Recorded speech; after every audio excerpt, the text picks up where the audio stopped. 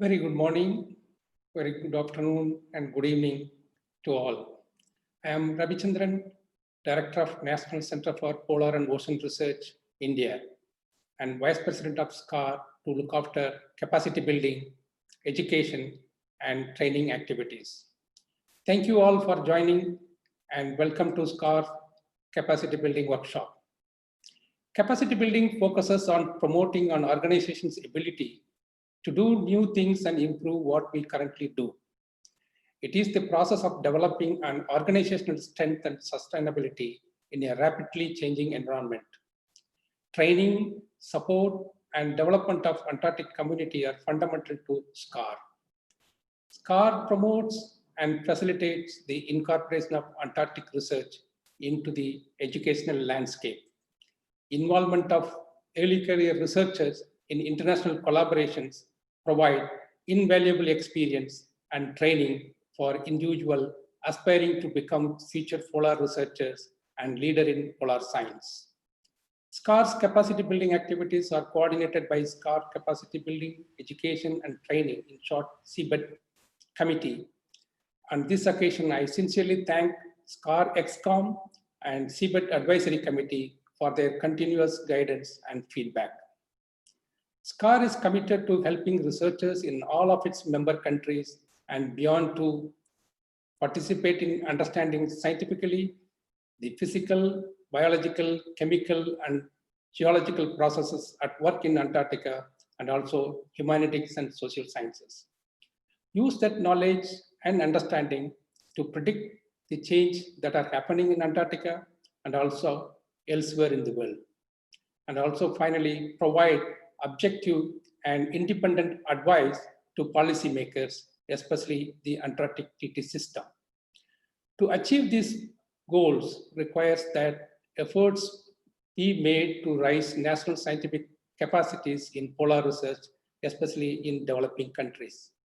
Towards this, SCAR offers some of the opportunities such as early career fellowship, aim to facilitate collaboration and knowledge transfer, visiting scholarship to build capacity in countries with the smaller or less developed Antarctic research programs, SCAR medals to recognize Antarctic research, international cooperation, and education and communication, apart from SCAR's President's Medal.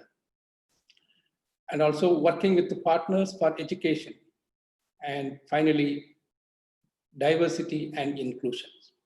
In this workshop, we will present details of 2020 SCAR Fellowship and Visiting Scholar Scheme, including eligibility, applications, and the adjustment made to reflect the impact of COVID-19 pandemic. There will be opportunity to ask questions live, along with the testimony from fellows and scholars, and details of other resources available for advice. Also discuss how SCAR can address issues of diversity and inclusion, and the work that SCAR Capacity Building, Education and Training Committee undertake in partnership with other organizations.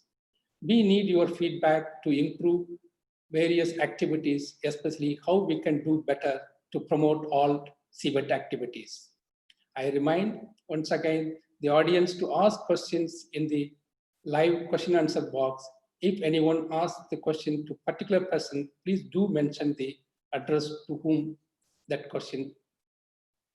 With this, I invite Dr. Johan Griffin to present fellowship program. He is an executive officer in SCAR Secretariat, and he is instrumental in CBET activities of SCAR.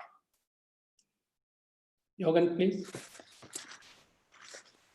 Hello everyone, my name is Owen Griffin and I'm the Executive Officer at SCAR, and I'd like to talk today about the opportunities available from SCAR for early career researchers through our fellowship scheme, which was launched earlier this year. The scheme aims to provide early career researchers with an opportunity to make a short visit of several weeks or months from their home institutes to a facility in another country. The idea is to foster international capacity and cooperation through the experience of the fellows. We have some eligibility criteria to apply to the fellowship scheme. You must be a current PhD student or within 5 years of having received your PhD. These 5 years cover full-time professional research, So if you've had time off from maternity or paternity leave or other reasons, then you can contact us to let us know when you apply. Importantly, you can apply from any country, but your host institute must be a SCAR member country, which is also different from your home country and your current workplace. The proposal must contribute to the objectives of at least one of our science groups, and the SCAR website is full of information about those, broken down by discipline, and we cover the full range of research from humanities to cosmology and everything in between.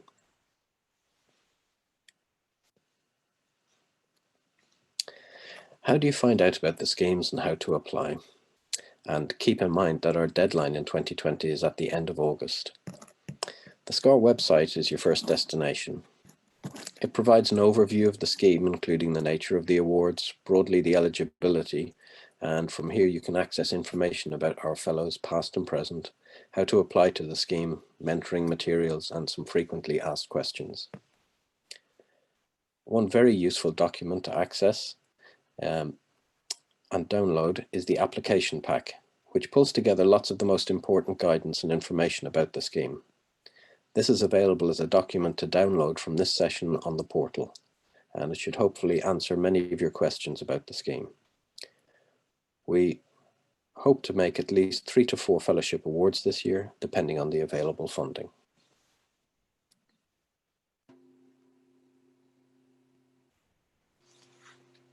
The application pack importantly includes details of the required structure of any application, with the main proposal accompanied by selected keywords, allowing us to match an application to relevant reviewers, and the agreement of your home and host institutes.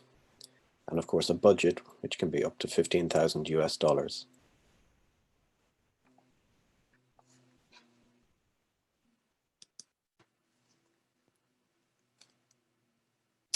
It also includes details on the evaluation criteria used when reviewing the proposals we receive. And these are used by all of the reviewers to assess each application. The research quality and relevance to SCAR are key elements, but the capacity building potential and deliverability of the proposal are also important. All of our applicants will receive feedback on their proposals from the reviewing process, and we hope this is useful for either further applications to our fellowship scheme or to the proposal in general if it forms part of other applications. Clearly, the current travel restrictions pose a major issue for the effective delivery of the fellowship scheme. While we hope that in the coming months the conditions will improve sufficiently to allow some of these restrictions to be eased, we realize that we're going to have to be flexible in dealing with the practical limitations for our fellows. SCAR is committed to working with their fellows to ensure we can be as flexible as necessary to make the schemes a success. We're already doing this with the 2019 SCAR fellows, and we expect that as necessary, we will be extending, for instance, the time limit for completing a fellowship, which at present is 1 year from the time of the award. Completion of the proposal objectives through virtual meetings can also be considered, and we will have proactive conversations with the 2020 awardees about the practicalities once we've announced the results. As always, if in doubt, contact us at the Secretariat.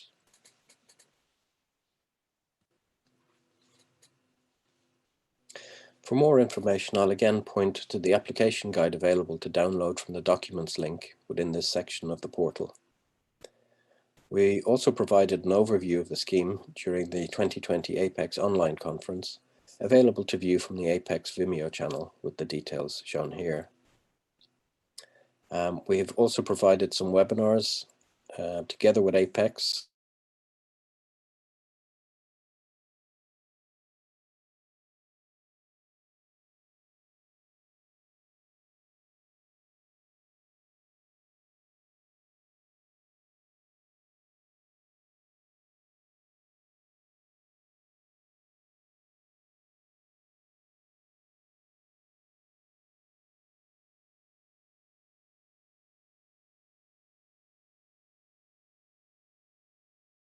Council of Managers of National Antarctic Programs, offer a single fellowship and administer another one on behalf of IATO, who represents the tourism operators for Antarctica.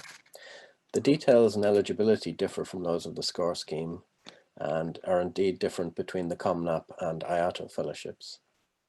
But both of these schemes are actually closed for this year, but look out for details and an announcement in early 2021 for further opportunities from these partners of ours.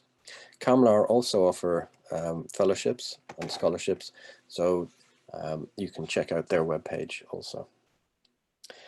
If you're signed up to our social media through Facebook and Twitter, then you should be receiving news and reminders about the fellowships through the year.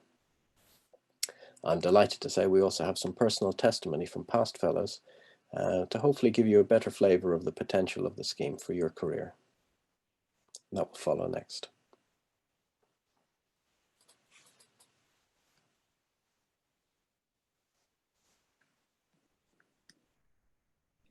Hi, my name is Lovey.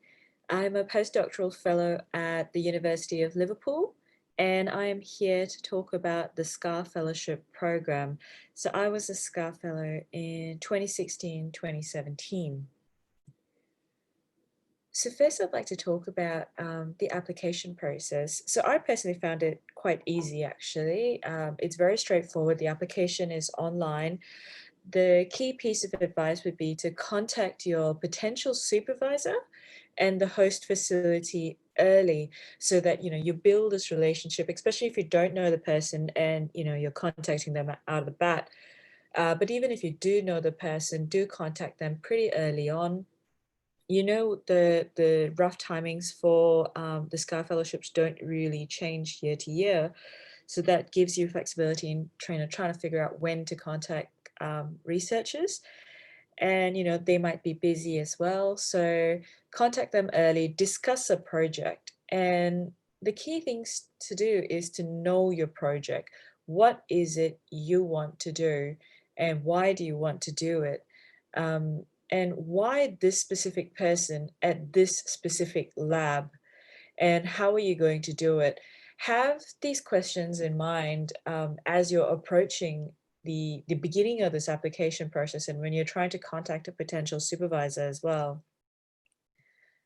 So the research proposal is available online and it's really simple. So it's about 1,000 words, if I'm not mistaken, and you provide a concise title and the objectives.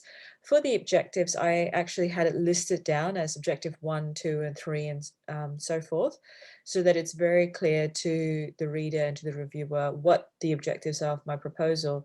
When you're writing something as short as 1,000 words, you want to really be concise, but make sure you have everything in there. So you need to have all the information, but written succinctly, which can be quite difficult to do. So then coming back to the background and rationale, why is this project important and why does it need to be done now and at this particular host institute? So what are the facilities that this host institute has that you don't get elsewhere? What are the expertise as well? So for example, if a professor is really the lead really in this field and state that like this is the best person for me to learn this method from. So how does it fit within the goals of SCAR? So the SCAR website has all the information you need on the different themes and objectives and projects that SCAR's involved in. How does your particular project fit within these goals, these broader SCAR goals? And that is something that you really want to address because at the end of the day, this is a SCAR proposal. So methodology, how are you going to do it? Again, coming back to the fact that there's a lot to fit in just 1,000 words. So how are you going to do this? You need more than just saying, I'm going to do a lab experiment, or I'm going to do a field experiment, I'm going to do a modeling experiment. Really what you want to say is what kind of lab experiment you're going to do, or field experiment, or models. But you don't have the space to go into enough details to, for example, say what chemicals you're going to use or what default parameters you're going to use. So have enough methodology that the reader and reviewer knows what you're doing, but not too detailed that you're essentially wasting word count. So personally, I see deliverables and success factors as two that feed into each other. So you can almost be very smart in how you write these two sections. So the deliverables are, what do you expect to achieve? You know, one of the things is new knowledge that you want to get from this, right? And, you know, a success factor from that new knowledge would be a publication. So and also deliverables. So when you publish that paper, then the publication of that paper becomes a success factor. So other deliverables could include, you know, presentation at a conference, or producing a data set, producing, you know, a new mechanistic model. It could be a whole different set of things. So what are the deliverables for your project, and your success factors are very tightly linked to that. So SCAR does give you a pretty good budget that you can work with. And, you know, $15,000 does go a long way, especially because these are short fellowships, they're not long-term fellowships. So when you contact your host supervisor, one thing to also ask is, you know, if, for example, if you're doing a lab or a field experiment, are there any lab supplies that, you know, they have that you can use? Or, you know, do you have to pay for stuff? And also make sure you include things like laboratory costs for, you know, analyzing samples. You have to do, you know, as an example, so when I did my SCAR fellowship in Bagnols-sur-Mer in France, I had a lot of the vials were given to me by the university, so I didn't have to pay for that, but I did pay for the equipment, to use the equipment. So they had an hourly rate. So I booked X amount of hours, so that was budgeted into my proposal. And also see if you can obtain additional financial support. And this can come from a variety of sources. For example, I had some funds that I leveraged off the Holsworth Wildlife Research Endowment, where I did purchase a lot of consumables to use to doing the field component of this question that I had. So, you know, then the SCAR Fellowship came in to do the lab experiments that weren't planned for the Holsworth. So I got to leverage off 2 grants, essentially, to answer 2 different questions, but they were parallel.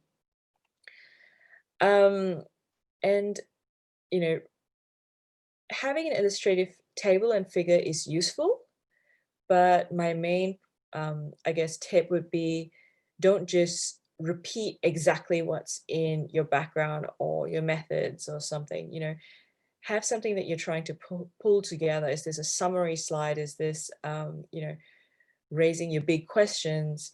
So that would be how I would see adding an illustrative table or figure. Again, coming back to it, it's only 1,000 words, which means you're going to have to write and then read and then reread and reread, because you really want to make sure that you are addressing all the SCAR requirements for the research proposal, but also you are getting your point across and your project across to a reader who most likely knows nothing in your field. So one way that I went about this was I got my friends to read it as well, and other SCAR fellows, and I also had my PhD advisor to read it, and also the host supervisor. So they all give you these really good feedbacks, and you know, you can work them through to get a much better and concise proposal. Most important, I think, is to not give up, because my first SCAR application was actually not successful, but I rewrote the application and I was successful the second time. So I think it's you know, perseverance does pay off. So how did the SCAR Fellowship help me personally? So back in 2015, 2016, I had an idea that I wanted to test, particularly how whale fecal material would influence phytoplankton growth in the Southern Ocean. So this was an idea that I had, so that was my question. And I went to sea and I did this experiment, and then I had got the SCAR Fellowship and I went to France to analyze this data. And I ended up finding something really interesting, that, you know, phytoplankton and bacteria are competing for nutrients in the Southern Ocean. And the extent of that competition is driven by different nutrients in whale fecal material, for example. So, you know, I got to learn all these new methods in microbial ecology. You know, I'm coming from a biogeochemistry background where my only experience to date had been looking at, you know, iron concentrations in seawater and different types of material. but not really in microbes or microbial ecology. So I got to learn all these new methods in France. And by learning these methods, I also found something really interesting. I got to network with different people. And at the end of my SCAR fellowship, I landed a postdoc in Australia as a microbial ecologist with the Antarctic Climate and Ecosystem CSE back then. Again, I did similar experiments with sea ice this time, and I've got to go down to Antarctica. And at the end of that, I had a second postdoc where now I had all this data that I collected. I ended up moving to the University of Liverpool and started a postdoc with Alessandro Tagliabue, where I learned to develop new mechanistic models. So really, it started as an idea, and the SCAR fellowship really helped me build that idea up and test it and find something new that really just eventually, gave me 2 postdocs out of it. So more than just the science, I learned a lot about a different culture. So Bagnols-sur-Mer is right by this beautiful coastline. So when you head out of the university, the view is the ocean.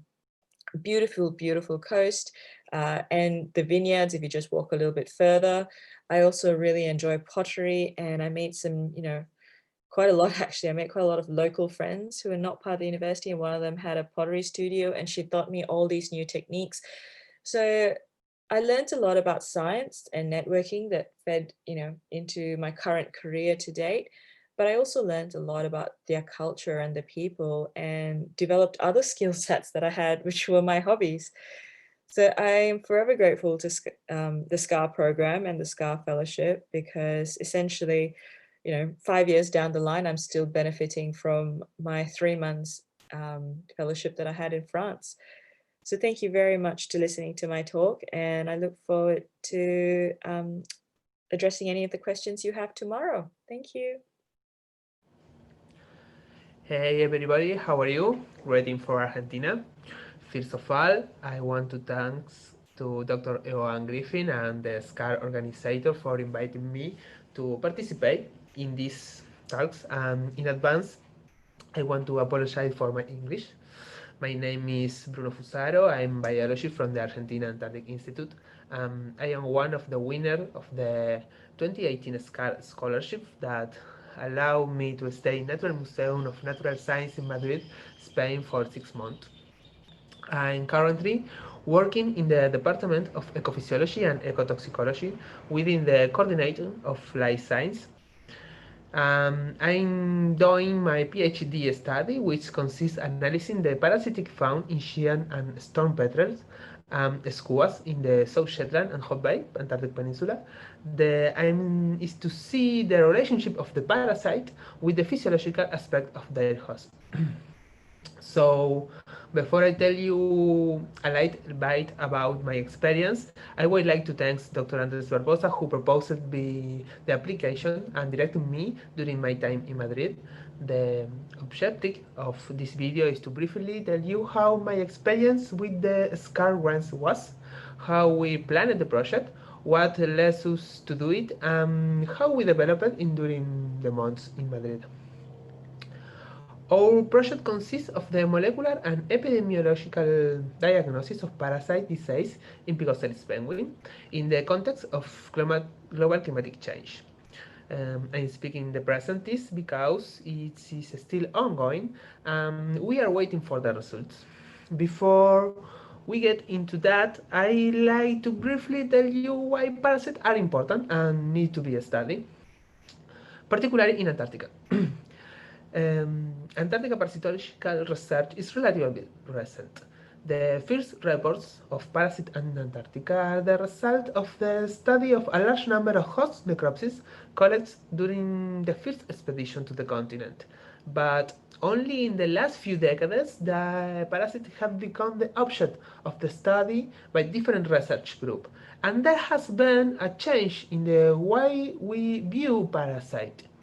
This has to do with the fact that practically all species are parasites by at least one parasite during their lives. Describe the parasite community and their characteristics, allowing you to characterize the position of the host within the trophic web, their use of habitat, and the environmental health of the ecosystem in which they live. Okay, back to our research project. The objective were the application of molecular techniques to determine the parasite population of 3 species of Pygoscelis penguin. We want to detect the presence of micro and macro parasite and to determine their geographical and host distribution. So, as we say, parasites play a key role in the population dynamic of host species. Global change is one of the main factors affecting the health of the ecosystem through the relationship between the climatic variation and human movement. This results in change in the distribution, abundance, and virulence of parasites and pathogens. The Antarctic Peninsula is a region where climatic change are most evident, increasing the risk of emergence of new diseases and parasites that produce an effect of the host's immune response, which could compromise the stability of Antarctic wildlife population. In summary, we aim to increase the knowledge about the diversity of parasites and pathogens in Pygoscelis penguin to find out whether they suppose they are to the health of the health host and to ace whether climatic variation may cause the emergence of new diseases in this space. Regarding the molecular tools, we seek to generate genetic metadata that will be of great importance to existing repositories. Our final and global objective is that this result will be useful to develop long-term health surveillance of Antarctic ecosystem. Now, how did we do that? Before explaining how we carried out the project, I would like to say I have never worked in molecular biology, so I can say that this residency involved a very important academic training for me.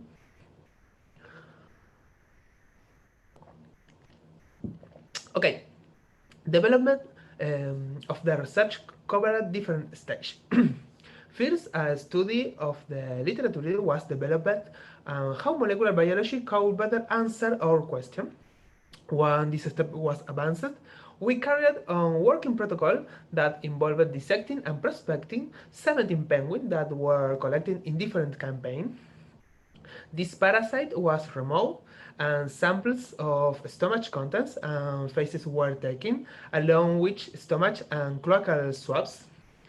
Then DNA was extracted from parasite, swabs, stomach contents, and faces using extracting kits, and also the phenylchloroform technique.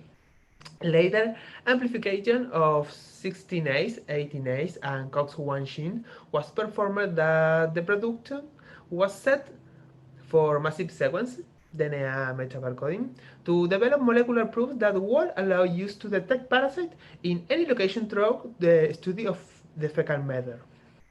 Also, the swabs will allow use to observe how the microbiota is in the stomach and in the cloaca, which together with another project of Dr. Andres Barbosa will allow you to see how the relationship between the parasitic fauna and the gastrointestinal microbiota is. We are currently working with this 16A gene data obtained from the metabarcoding of the stomach and cloaca swabs, doing the corresponding biodiversity analysis in the air platform. Hopefully, the result of 18A's analysis will arrive this month. Hopefully. In terms of my personal development, the result was significant. The molecular biology laboratory of Museum of Natural Science in Madrid is very well equipped and has a wonderful technical staff who helped me a lot, to which I'm very grateful. The experience helped me a lot in academic training, from the bibliographic study of the scientific publication to handling of gene bank data, as well as learning all the necessary technique to carry out this project in the laboratory. Technique of DNA extraction, the use of different primer depending of the gene of study, its later preparation of the core development of the PCR for its sequencing.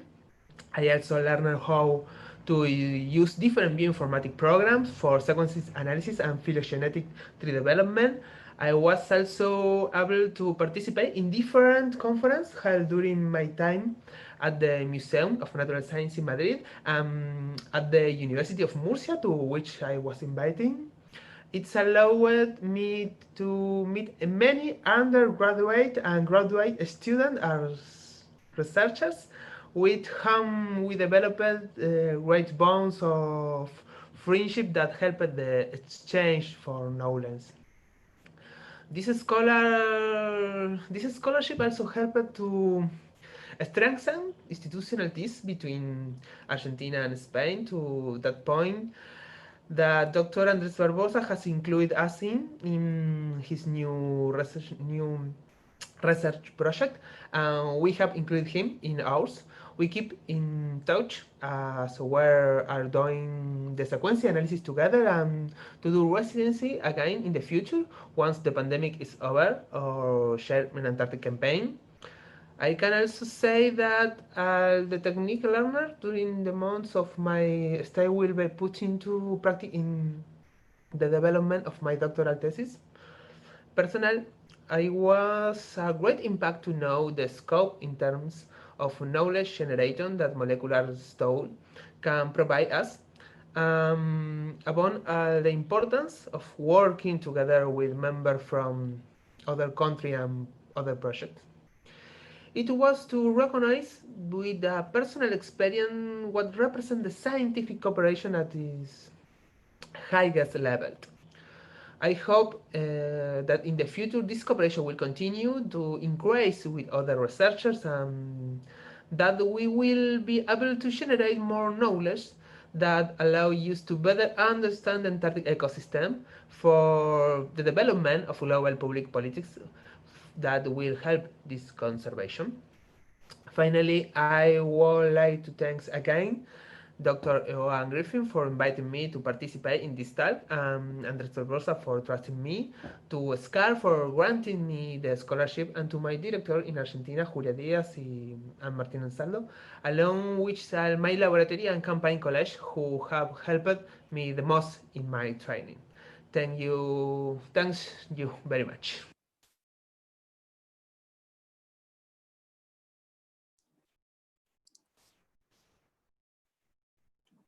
Thank you, Lavanya and Bruno, for your testimony and feedback.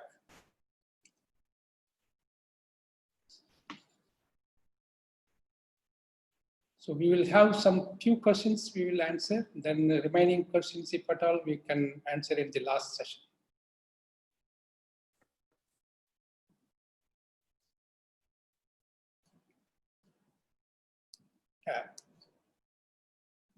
In the first question, one of the question asked is, in the proposal, do we need to add some plans if we do not visit host institute due to COVID-19? So maybe Johan, you can answer that question. Yes, thank you very much, Ravi.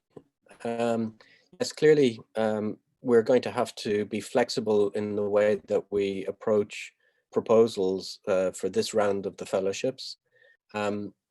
We do need to be explicit if somebody is planning to have a purely virtual meeting with their hosts and there's no travel involved, then it will be very important to be able to give full details on how they're going to be supported through the fellowship, how the contacts are going to be maintained, and what sort of communications are envisaged as part of the proposal.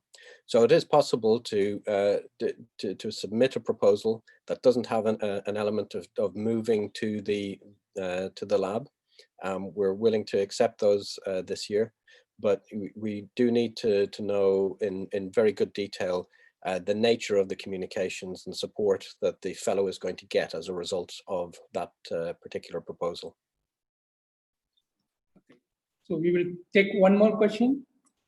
How many and what kind of opportunities are available for yet to be an early career research career fellow?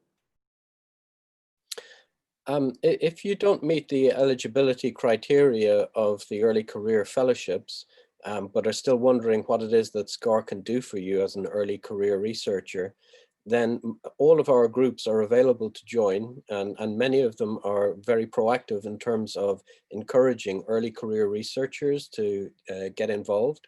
So if you look at any of the groups on our SCAR website, they all have contact details to be able to join the group, find out about meetings, what sorts of things the groups are getting up to. And many, in fact, do provide travel funding. Of course, not such an issue right now, but for the future, early career researchers are generally prioritized in the travel planning and funding allocations from each of our groups. So that's another way that early career researchers can be involved.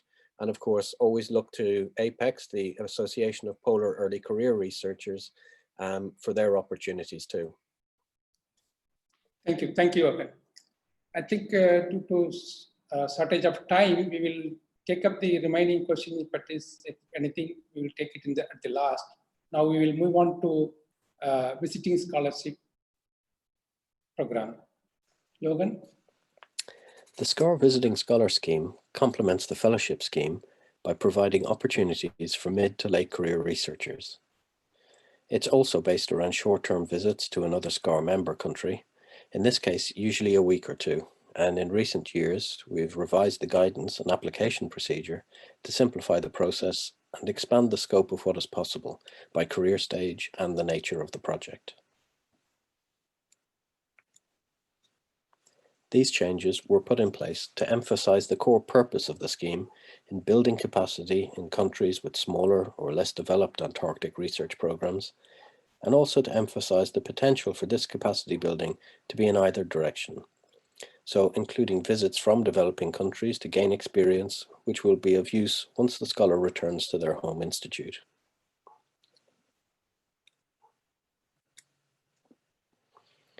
Eligibility begins 5 years after completing your PhD. So there's no barrier to relatively young researchers applying to the scheme. And as with fellowships, the host country must be a SCAR member and different from the applicant's home and current country. The simplification of the application process means the main proposal is limited to 1 page and a CV, which has led to a much wider diversity in applications in recent years.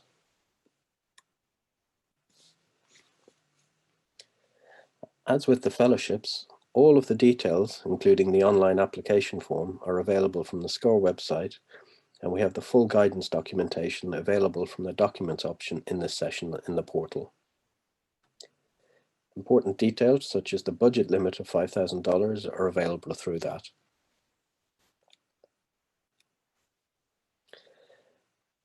The application guidance also includes details on the evaluation criteria, which emphasize demonstrating the capacity building goals through the impact of the proposal. And I'm delighted to say that we will now hear some personal testimony from one of our previous scholars, Dr. Mahesh Badnal, to show how the scheme can help build capacity.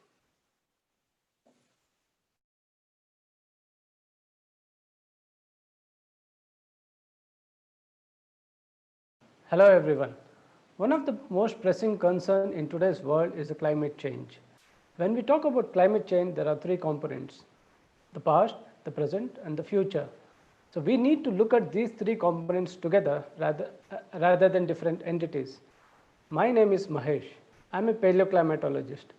So I work on and try to understand how the Earth's climate has changed in the past.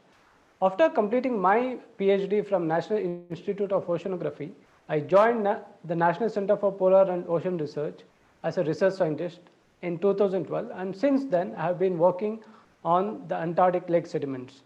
So our objective mainly is to reconstruct the past climate from the 2 regions of Antarctica where India is active, that is the Shirmaika Oasis and the Lasumin Hills from East Antarctica. We look at the lake sediment cores, reconstruct the past climate, try to understand the evolution of the lake, the interaction with the local climate and the general Antarctic climate, as well as how they respond to the ice sheets. Since the last couple of years, I had there was a roadblock. So I was wondering what is the next step. So the SCAR fellowship happened at the right time. Literally, it was a shot in the arm. My friend Anish suggested that I should apply for the SCAR, and I contacted Steve Roberts from the British Antarctic Survey. So we came up with an elaborate plan. Actually, Steve came with an elaborate plan, and it worked well. I got to visit not only one institute, but 4 institutes as part of my SCAR fellowship. So my SCAR fellowship kickstarted with me visiting British Antarctic Survey in the first week of September.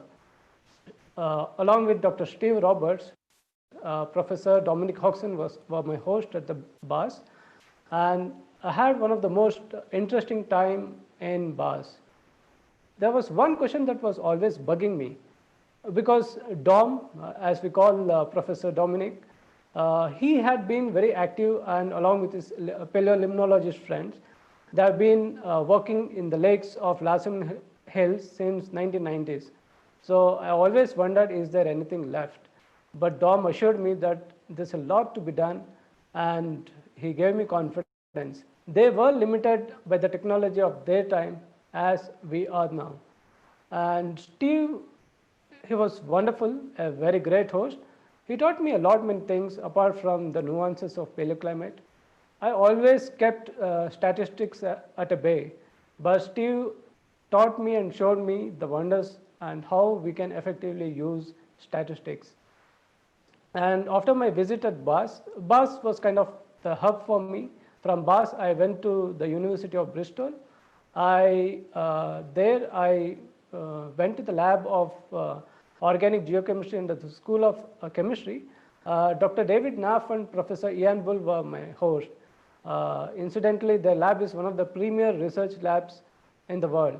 I had a very good opportunity to work with them and to learn a new technique or a novel proxy that have been developing in the world of paleoclimatology, that is paleothermometer, using the branch GDGTs from sedimentary organic matter. The 2 weeks I stayed at Bristol went by a flash. It was very tedious, it was very time consuming, but I learned and got familiarized with a new technique. And from BAS, I came back, from Bristol, I came back to BAS, and I stayed for a week in BAS, and then I went to Ghent University, Belgium. So I had an opportunity to work with Professor Elie Verlin and Professor Wim Weerman. Again, they have been working in the Antarctic lakes for the last couple of decades, and their experience has been very immense. So working with them, and there I learned a new technique. For me, of course, it is working on the lake sedimentary organic matter to understand the fossil pigments and their importance and how we can use it to understand the evolution of the lake. So again, I spent around 10 to 12 days in Ghent University. Within this time, Elie had a meeting with all the paleolimnologists. So the meeting was basically to have an idea to look in the future, like what is the next step we have to take.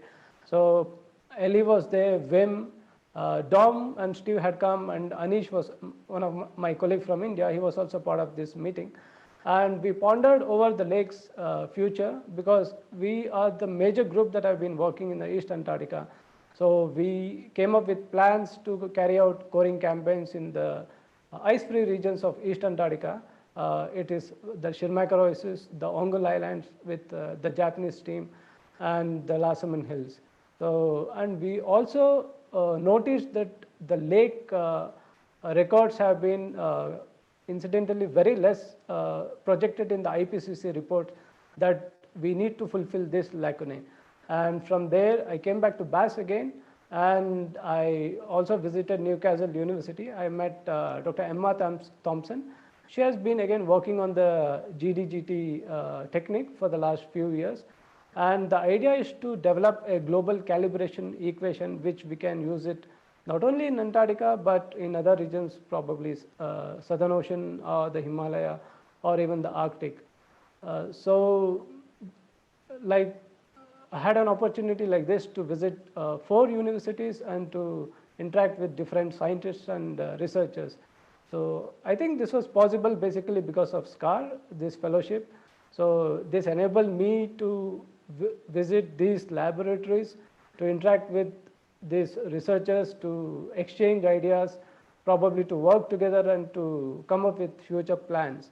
And it also needs an external push when you are in research to get ideas and to look into a research problem in a very different way. So that is what I learned from this.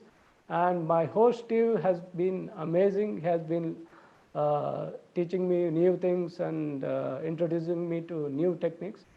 And after coming back to BUZZ, my end had been one of the most interesting period, because I got Steve took me to SPRI, that is the Scott Polar Research Institute, and incidentally the SCAR office, executive office, is also in the same building. I got to meet the people behind SCAR. I got to meet Chandrika, Iogan and Rosemary, and these are the people who actually move SCAR. And it was a wonderful, I had a wonderful time with them to know the people who manage SCAR. And the icing on the cake was I got to ring the traditional bell at 4 p.m. in SPRI.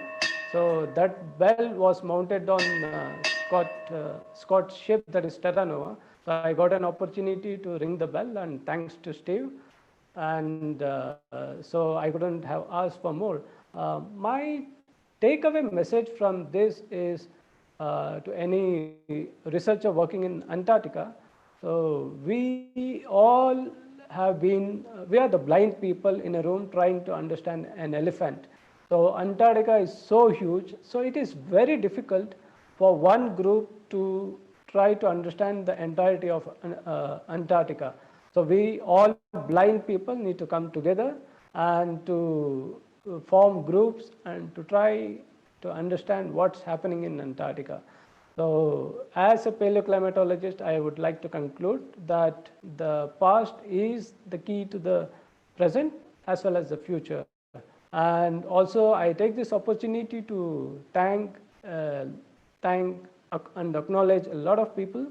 And first I would like to thank my director, Dr. M. Ravichandran, for giving me an opportunity and supporting, and Dr. Rahul Mohan, my project leader, for supporting me in the SCAR fellowship. And of course, Steve has been amazing. He came up with this, as I said, he came up with this elaborate plan. I was always wondering whether I would be able to do this in the short time, around 4 to 5 weeks, and we did it. Thanks to you, and Dom for giving me confidence, and for showing that there's more to be done, and Ellie and Wim for hosting me at Ghent, David Naff and Ian Bull for hosting me at University of Bristol, and Emma for giving her time at Newcastle University, and Anish for being my partner since I started working in Antarctica. And it has been a wonderful time at SCAR, and I would say that every young researcher should take an opportunity to and go outside and gain more.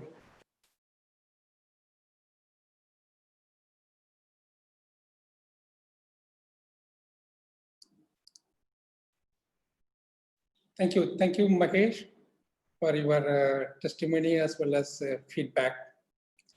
So we have one question. Is there a limit on how long the visiting scholarship visit can be? Maybe Yogan, you can. Yes, thanks.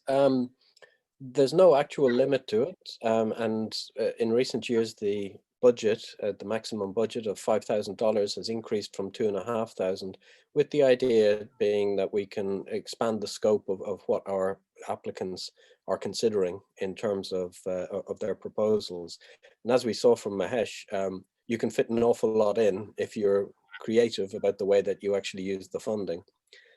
So we would encourage people to put proposals in, just knowing that the overall budget is $5,000. You can propose as long as you like, and that and other details, as I mentioned in the slides, are available from the application guidance.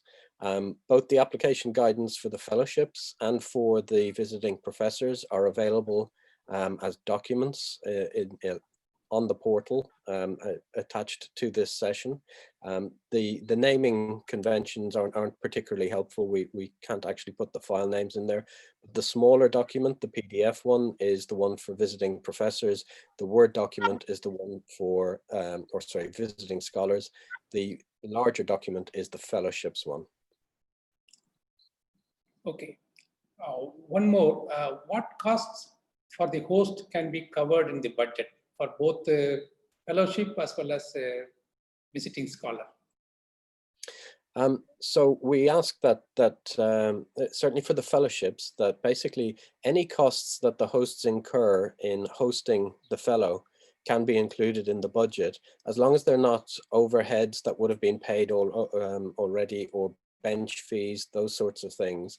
So consumables that will be used up as part of the project, sampling costs, testing costs, those sorts of things, materials that are required, those can be included in the budgets. So for instance, if somebody is putting together a proposal where they won't actually travel to the other institute, but some testing will be done on their behalf and the results will be analyzed between the fellow and the host institute, then that can be considered as a proposal under the fellowship scheme. For the visiting scholars, we don't expect that there will be particularly extra costs for the hosts, but we will consider them. And of course, the proposal for the visiting scholars is only one page, so you do need to fit in a justification for any of the costs in there beyond the travel that we expect. And for both the fellowships and visiting scholar schemes, of course, because of the situation with COVID, we will be flexible about allowing people to wait until they're ready to make use of their fellowships for an extended period of time beyond the year that we normally allow from the date of award.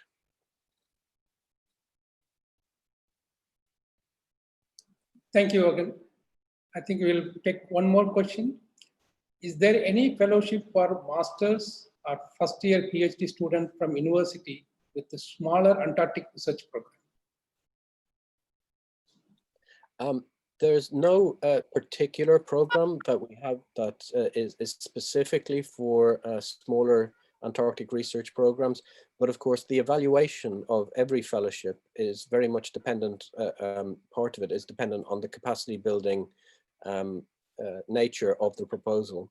So we give an extra weighting to those proposals that are clearly going to meet the capacity building ambitions of the program.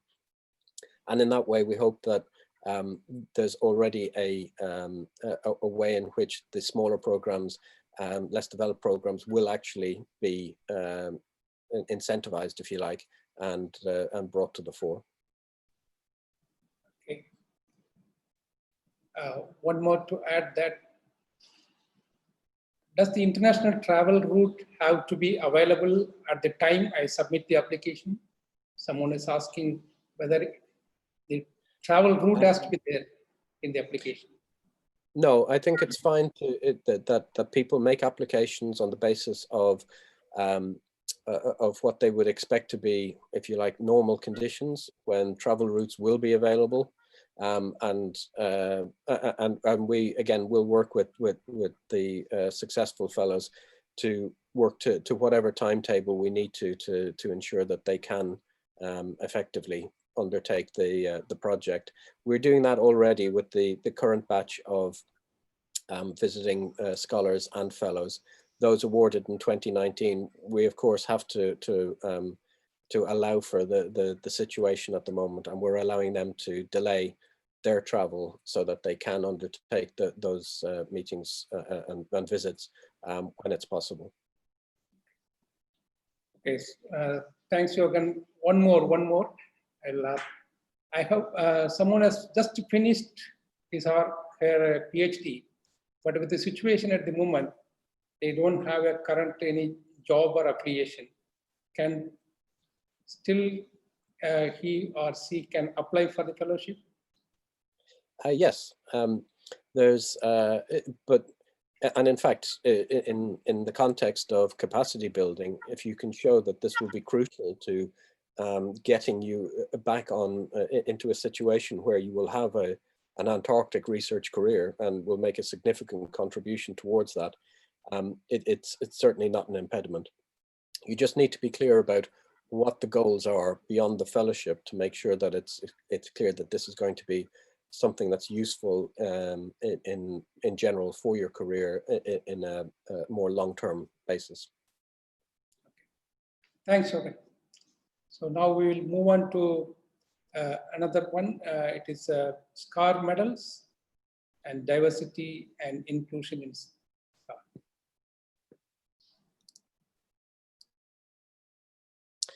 An important SCAR activity is recognition of excellence in Antarctic and Southern Ocean research and outstanding service to the international Antarctic community, both of which are critical to advancing SCAR's vision and mission.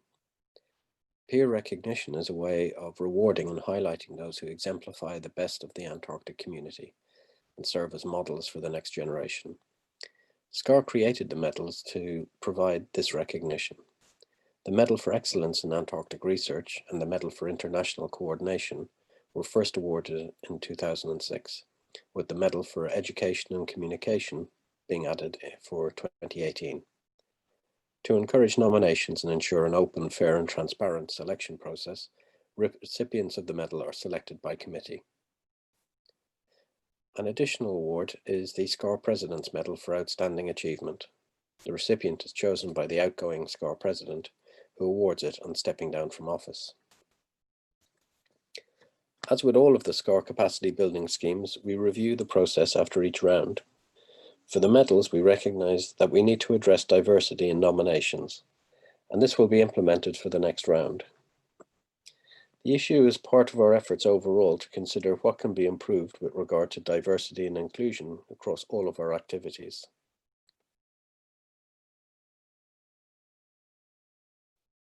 The context has recently been brought into focus by the global movement to recognise racism and discrimination.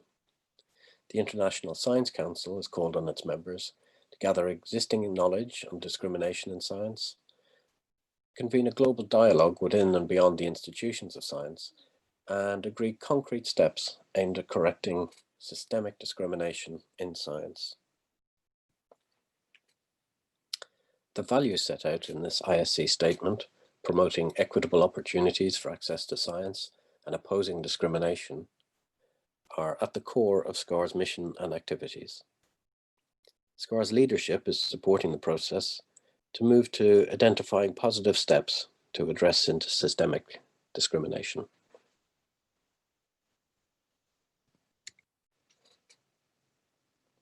An active conversation is already underway within the SCAR community to address these topics, with meetings and discussions both before and part of the SCAR 2020 online meetings. The CBET committee will use the outcomes from these events, along with further consultation, to plan the next steps. We welcome more informal feedback on experiences direct to the Secretariat, especially on SCAR communications and processes.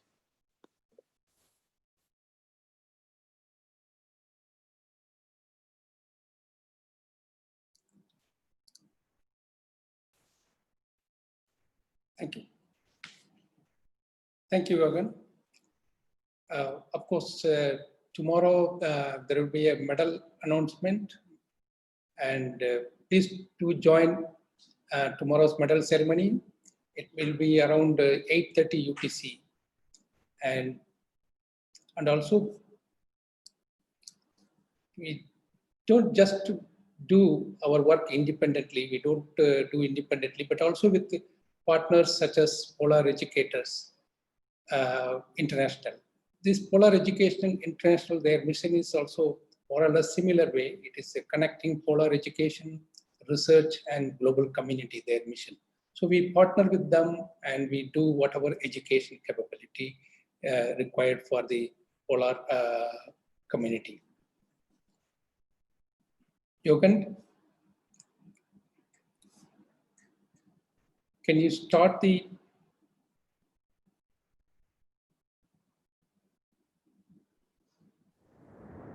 polar educators? Earth's polar regions are remote, beautiful, and challenging places, and they have a profound influence on every one of us around the world. With huge amounts of ice and snow, together with massive amounts of water moving to and from the polar oceans, they contribute dramatically to the weather and climate systems of our planet, which in turn drive the health of our global environment. The polar regions affect our behaviour, and we in turn affect theirs. The Earth is warming, and the Arctic and Antarctic are presently changing faster than any other regions of the Earth.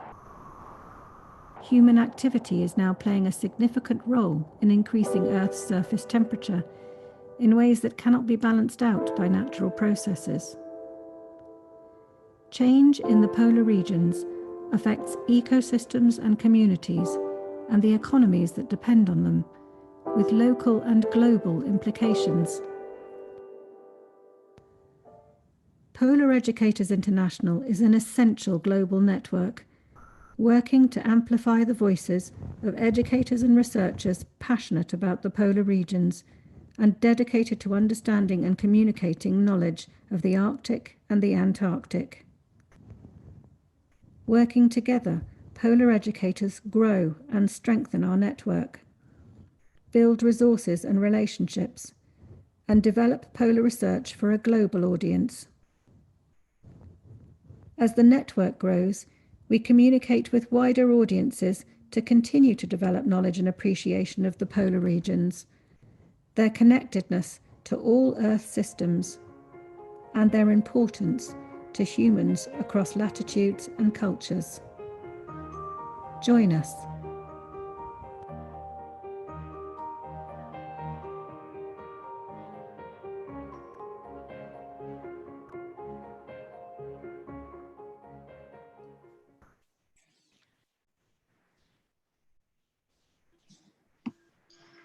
Polar Educators International is an essential network of educators and researchers aiming to provide a deeper understanding of current polar sciences to a global audience. Today, we're introducing the Polar Resource Book Project. Hello, my name is Louise Huffman. I serve on the current PEI Council and coordinate the Polar Resource Book Partners Group. Most of you on this call know that the 4th International Polar Year in 2007 and 2008 was a huge success both for education and science research. There were differences with the 4th Polar Year from the earlier 3. Education outreach being embedded in the science research projects, making science accessible to many audiences was one of the big differences. There was also a sense of urgency in what the scientists were learning at the polar regions and needing to communicate that to public audiences. Science directly interacting with large audiences was also a big difference in this IPY.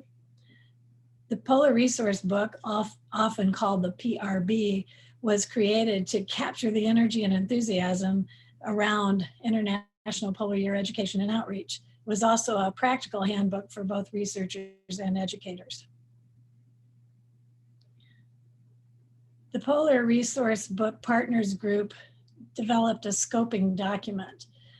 The first thing in that document was to define the need for a new PRB.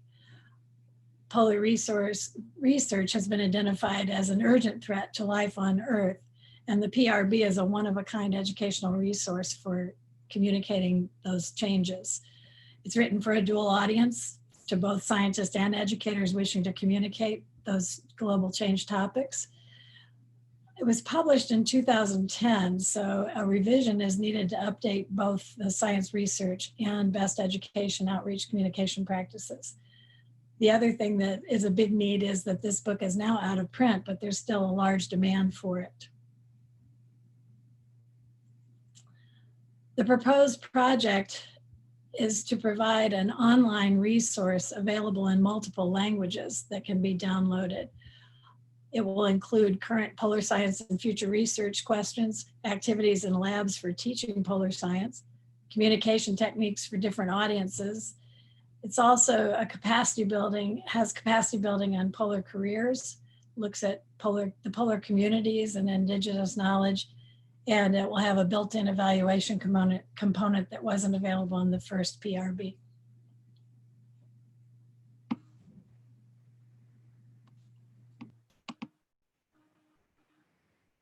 Hello, I'm Sophie Weeks, one of the Polar Educators International Vice Presidents. PEI is very excited to be one of the 4 partners working together to produce an updated version of this valuable resource.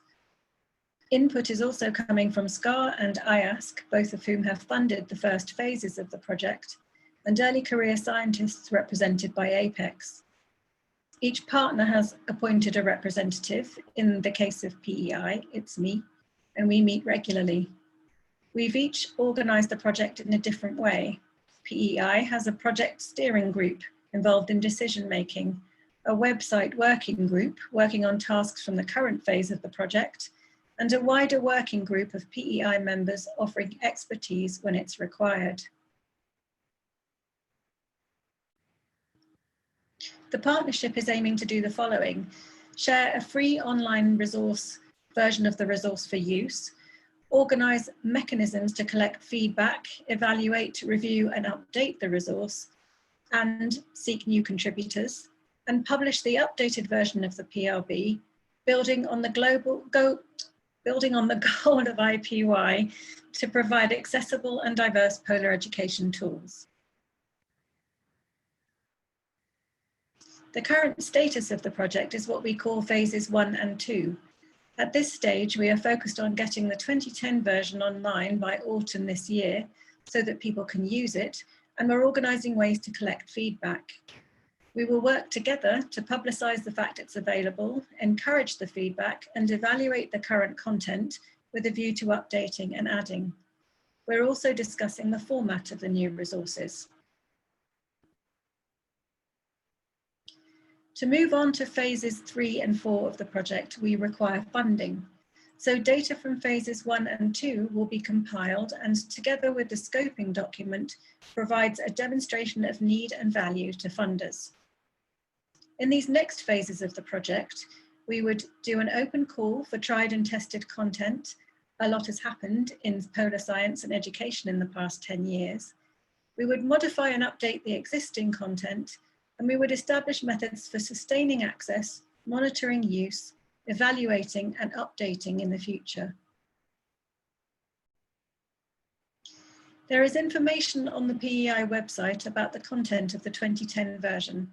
And quickly, for those of you who don't know it, the book introduces the sciences of atmosphere, ice, ocean, land, people and space, followed by lab, field and classroom activities based on those themes, and a section on improving science communication presentations. It concludes with a compendium of IPY education projects from around the world, and finally a special focus on Arctic science and engagement.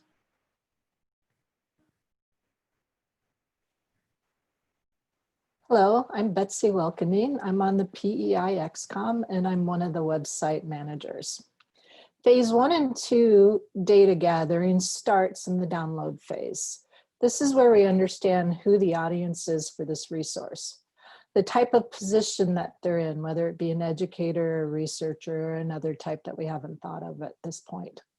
Why are they interested in this resource? How are they going to use it? Where are they from globally?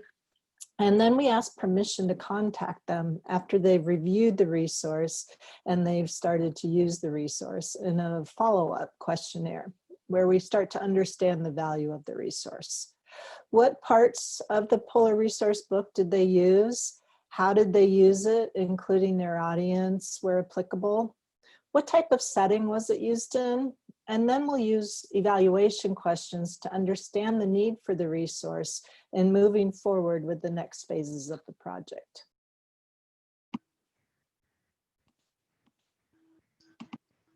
So we need your support to use, feedback, review and update the Polar Resource Book.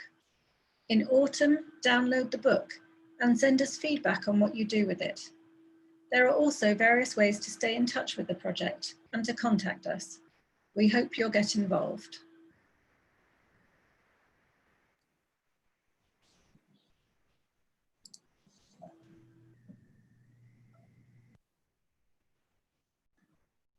Thank you, Sophia, and your group for providing information about the Polar Educator International. And with that, we end the most of the program. Now we will start with question and answer, and we have some few interesting questions. Maybe the first one is, how can you get involved with the Polar Educators? Maybe Sophia, you can answer that. That's always a good question to answer. Basically, hop onto the Polar Educators International website, press the button join, fill everything in, and you'll hear from us straight away. There's not just the opportunity to join, but if you want to play a really active part in the organisation itself, you could also stand for council next year, and then maybe go on to become an ex-com member or president in the future. If you're doing any kind of polar education, whether you're a researcher, educator, museum educator, whatever it is, you are very welcome, and it's free to join. Okay, one more. Are you still looking for reviewers for the book?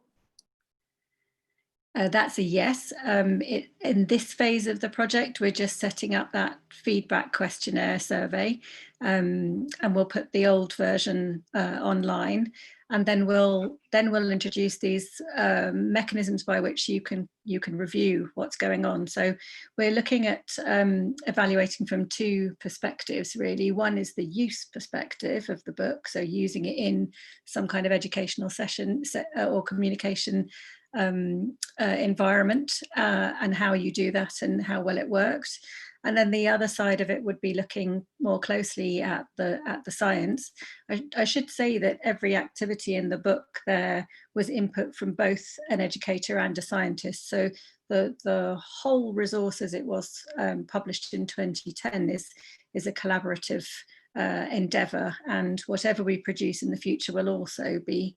So we just haven't set up the mechanism for collecting your name yet, but do email at the email address that was given at the end of the presentation, which is polareducators@gmail.com. Do email us with any questions, and keep in touch with the project, and then you'll see a call for reviewers. And the last call that went out was a quick call just to check publishable content, and we ended up, I don't know, Owen, you can probably remember better than I did, but it was well over 100 people who just did a quick flick through the existing book to sort of have a look what was out of date and what was in date, and it was clear that we need to go into a bit more depth with that to look at what needs updating, what can sit as a historical archive, and I guess what's missing and what we need to add to the resource. Also to say that putting the resource online means not that there's infinite capacity, because it will depend on funding, but there's much more capacity to include more than in a simple paper-based publication. Thank you. And one more, how will you ensure the Polar Research Tool is relevant to all countries, given that different countries' education systems are different due to their cultural or whatever the things? So how do you ensure this book will be useful to all? Yeah, it's a really good question. The first thing to say is that the type of activity in the book is very much about tried and tested stuff. So it's about engagement and education that really grabs the attention of people. So from the content point of view, it isn't really about kind of creating a brand new resource that hasn't been tested. We want to put in there what really works, and there's a lot of information about that, and we're collecting more in terms of the feedback. In terms of making it accessible and relevant, yes, it's a big mountain to climb, but we're aware of it. I think we have various ways we're thinking about doing this. So Polar Educators International has a very broad spectrum of countries and nations represented within its membership. Asia, the Americas, the polar regions themselves, the Arctic, sorry, and the circumpolar, Europe. So we have a broad language base anyway, and we're looking at the question of translation. And I think we'll probably be leaning quite heavily on representatives in different nations to see how the resources can kind of connect. But it's also very much going to be a resource that's about using it and feeding back. So we imagine that there's going to be a kind of multilingual and multinational element to it. Thank you, Sophie. There is another question, maybe it is Johan can answer that. Do many PhD students do fellowship, or is it more common for people to do them post-PhD? Johan? It's purely a mixture. So there have been some very successful fellowships from PhD students, equally from those post-PhD. It's all down to the proposal itself, basically, and how well you describe the impact of the project. So I don't have the full statistics on that, but it's certainly no impediment to either way in terms of evaluating the proposals. And we've had very highly and successful proposals, very highly evaluated and successful proposals from both categories. Thank you, Johan. There is another interesting question on diversity and inclusion. How does the conversation on diversity and inclusion link to the work described in Daniela Liggett plenary and the following panel discussion? Yeah, if I might say, the work that's going on and under the auspices of the humanities and social sciences within SCAR is obviously going to feed in and be a key part of guiding, if you like, what we do in the future. The impact of COVID has been seen to be disproportionately harsh on those from minorities, and so it links very directly to the diversity and inclusion issues. So Daniela is a member of our capacity building education and training committee.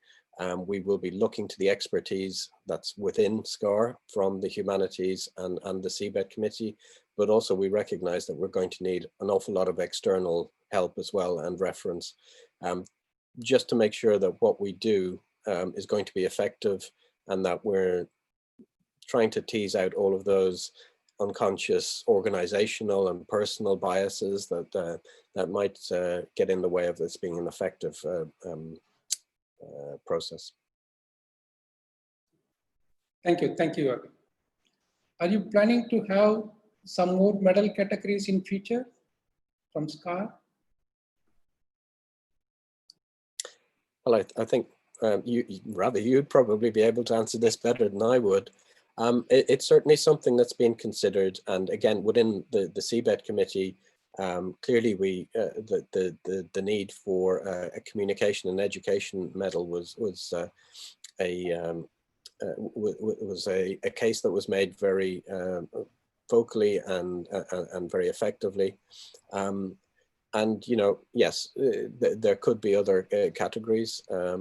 And in principle, this will be another way of recognizing the importance of diversity and inclusion.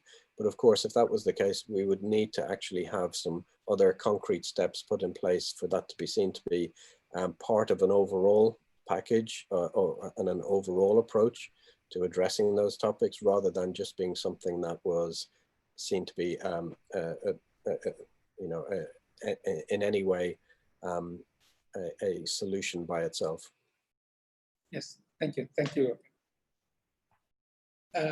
One more question to Sophie. Is there a future plan to integrate the book contents with the climate change related education across the world schools? Yes, of course. interesting question. So that the first version of the publication, it wasn't called the Polar Resource Book. It was focusing on change and global climate, because that was obviously such a pressing issue, and obviously it is even more pressing now. So what has been happening, I just hinted in the publication that a lot has happened in polar education over the last 10 years since that version of the book was published. There are obvious connections with polar education and environmental stewardship, reaching out into other disciplines, such as engineering and technology, sort of looking for solutions. And obviously with the science that's happened over the last 10 years and the data that's been collected is extraordinary, and it needs to get out there to as wide a possible an audience. So absolutely, it's the question in the minds of all the educators and the researchers who get involved in education and outreach to get the information and develop the understanding of the importance of the polar regions as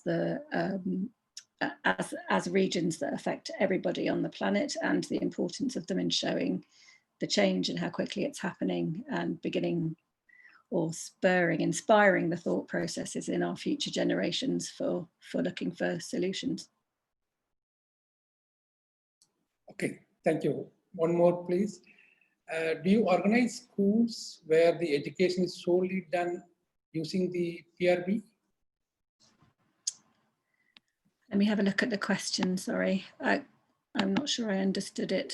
Schools where the education is solely done using this PRB.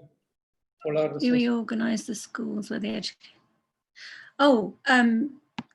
So really this resource book is a resource.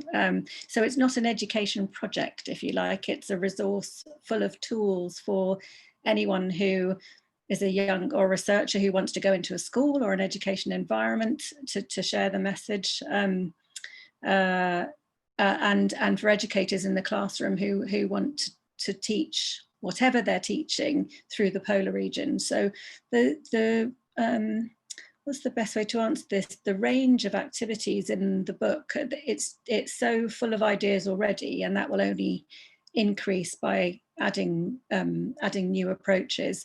And the educational, I guess, content and methodologies are very wide ranging. So it's across disciplines. There are arts projects, there's music projects, there are science and STEM projects, there's weaving arts in with science. So essentially what this is a toolkit for anyone who wants to do education.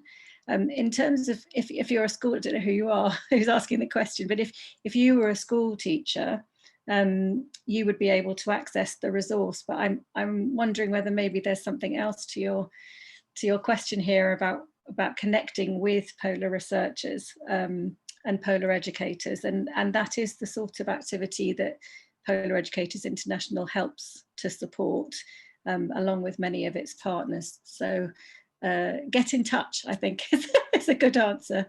So basically, what is the age group that the book is aimed at? Very wide. There's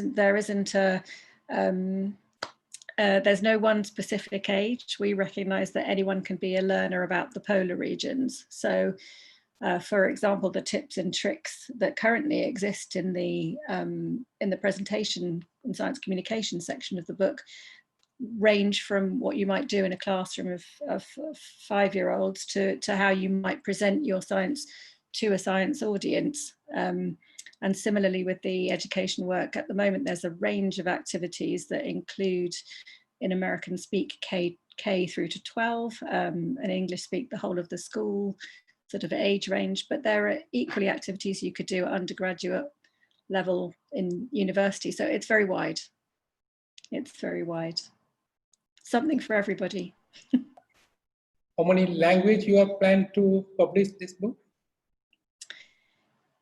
Okay, I feel like I'm put on the spot here, but I would like to say to you that we will endeavour, wherever it is wanted, we will endeavour to try and help it become a reality to translate it into another language or make things accessible. But we'd also look at other ways of making this resource accessible. So for example, using visuals, so that maybe the verbal is less important than the visual tools that you could use. So there'll be a range of ways, I hope. And whoever you are, please get involved. Email us and join our team. If you're a teacher in a school who wants to become a polar educator, in that you want to teach about the polar regions, get in touch and join us and play a bigger part in how we develop the resource. That would be great. Thank you. Thank you all. I think all of you heard something about early career fellowship, visiting scholar, SCAR medals, and also education and communication, and diversity and inclusion. What SCAR under capacity building, what we are doing. Of course, you can always send your feedback at any time, whatever suggestions or feedback to SCAR Secretariat at any point of time. And I once again thank you all for participating. Thank you, Johan, moderator Alice, Lavanya, Bruno, Makesh, Sophia, and all your participation and valuable time and feedback. Thank you, one and all. Thank you.